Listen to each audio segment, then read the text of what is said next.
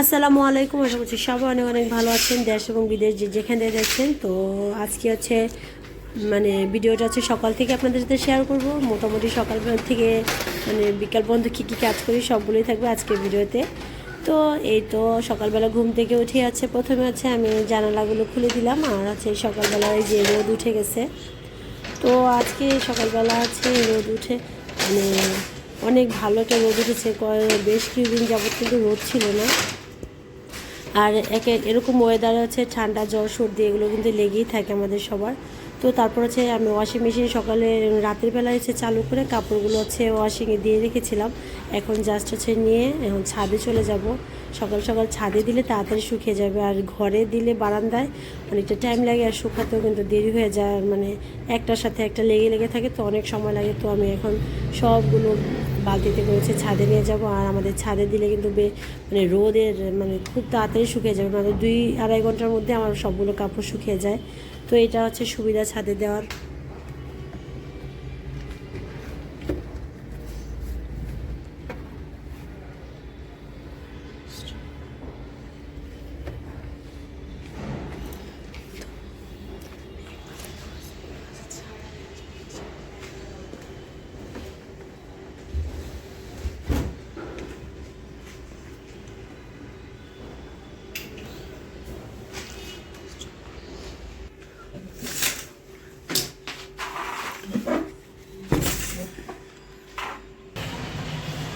কিন্তু প্রতিদিনেরই কাজ প্রায়।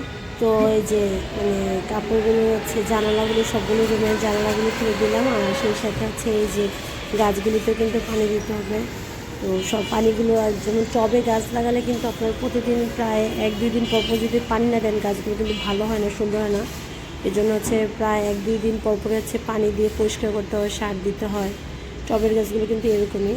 আর তারপরে এই তো বালতিতে রেখে আমার আমার হাজব্যান্ড যাবে অফিসের জন্য আজকে ফ্রাইড রাইস বানাবো।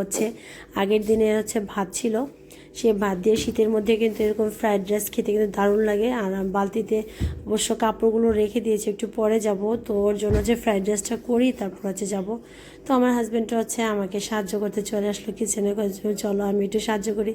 তো এই তো এরকম চিকেন কষা, আলু, তারপর গাজর এরকম করে চিকেন কষার সাথে ফ্রাইড রাইস দেখে তার খেতে খুব ভালো লাগে। তো এই জন্য রুটি আর খাবে না, তো এই জন্য কি আর করা। তো ফ্রাইড রাইস আগের দিনে ভাত রান্না করে তারপর ভাত ছিল সেটা দিয়ে ডিম দিয়ে সব একটু পেঁয়াজ কলি, তারপর ধনে পাতা, আর পেঁয়াজ দিয়ে কিন্তু এই যে ভাতটা ভেজে দিয়েছি। এটা কিন্তু এইরকম চিকেন দিয়ে খেতে দারুণ লাগে। তো আমাকে সাহায্য করলো। তো এটা সব তরকারিটা গরম করি, তারপর আমি আমার থাইরয়েডের ওষুধটা খেতে হবে। যেহেতু যাদের থাইরয়েডের প্রবলেমগুলো আছে তারা কিন্তু জানেন প্রতিদিনই এই ওষুধটা খেতে হয়। তো সকালবেলায় যে ঘুম থেকে উঠি এটা মিস করা যায় না। তো এটা খাওয়ার আধা ঘন্টা 1 ঘন্টা পরে কিন্তু আপনার রেগুলার খাবার দাবার খেতে পারবেন।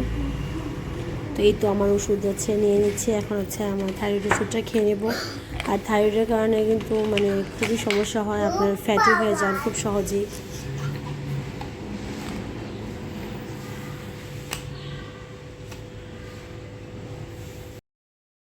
আমি সব কিছু রেডি করে ওকে দিয়ে তারপর ছাদে যাব। আর এদিক দিয়ে বাচ্চাদের দেখতে আসলাম, বাচ্চা ঘুমাচ্ছে 2 ভাই মিলে। আর ওকে খাবার দিয়ে আমি ছাদে চলে যাব।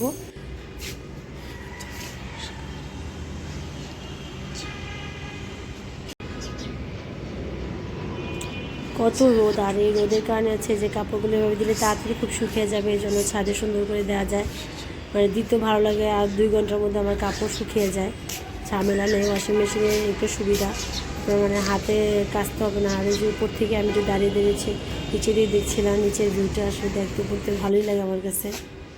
আরেকটা কাজ আছে, তিয়ামকে ওঠার পর ওদেরকে নিয়ে যাবো ডক্টরের কাছে। তিয়াম একটু পায়ের সমস্যা ছিল, ব্যথা, কি বলে টিউমার, হার্ট টিউমার। তো ওই জন্য ডক্টরের কাছে যাব। আর এই তো এখন রাস্তায় দেখে 20 টাকা করে সিম বিক্রি করছিল। তো এটা দেখে তো লোভ সামলাতে পারছিলাম না ব্রিজের উপরে। মাত্র 20, মাত্র 20, মাত্র 20।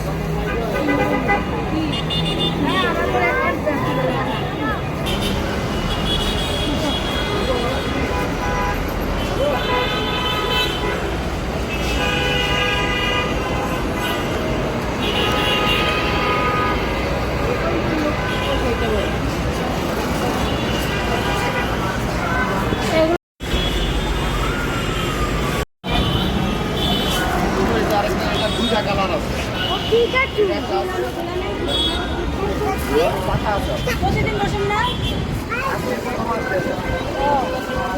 দেখি না তো পাতাগুলো দেখি, পাতাগুলো দেখি।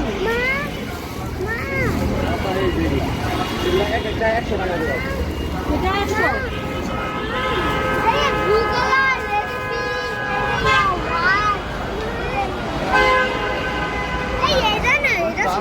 আজকে বাবা আজকে নিয়ে তো ওরা পরের বেলা পুজোটা কিনে ফেলাম।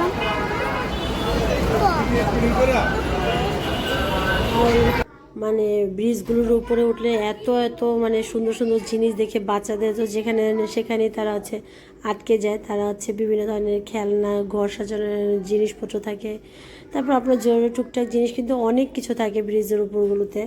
তো এগুলো তো আমি যখন ভার্সিটিতে যেতাম তখন এইভাবে কিনতাম, ব্রিজেতে ঘুরে ঘুরে কিনতে কিন্তু খুব ভীষণ ভালো লাগে। আমার কাছে অনেক জিনিস, ইউনিক ইউনিক জিনিস পাওয়া যায়। তো আমার বাচ্চারা তো হচ্ছে এরকম খেলনা দেখে তাদের তো হচ্ছে মাথা নষ্ট হয়ে গেছে, তারা হচ্ছে সব কিছু চাচ্ছিল। তো কি আর করার, আজকে তো হচ্ছে ডক্টরের কাছে গেলাম, তো ওই তো চলে আসবো বাসায় এখন। একবার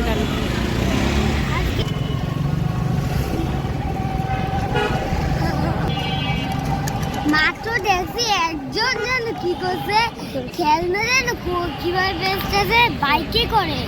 খেলনা বাইকে করে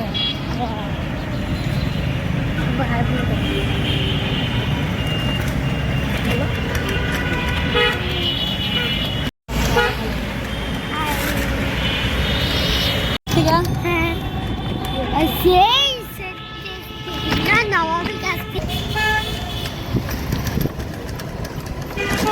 তো অবশ্যই চলে আসলাম হচ্ছে বাসায়। আর এই যে আমিও কিন্তু ব্রিজের উপর থেকে এটা কিনেছি, এই স্ট্যান্ডটা, যেহেতু আমার ভিডিও করতে হয়। তো আল্লাহ হাফেজ।